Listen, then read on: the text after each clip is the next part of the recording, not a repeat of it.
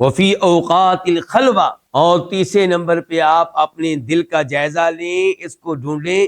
تنہائی کے اوقات میں یہ کیا کرتا ہے، خلوت کے اوقات میں جہاں کوئی اور نہ ہو۔ اور آج کل کے زمانے کے لحاظ سے مثال دوں گا کہ کوئی اور نہیں ہے، موبائل ہاتھ میں ہے، اب یہ کیا کرتا ہے،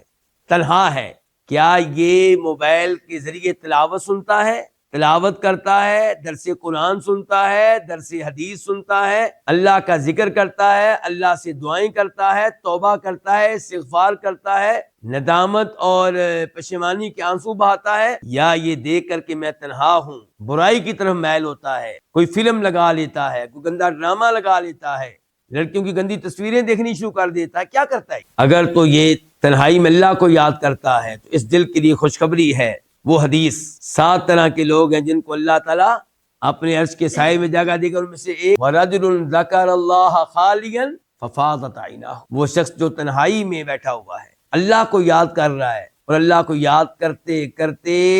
اس کی آنکھوں سے آنسو نکل آتے ہیں۔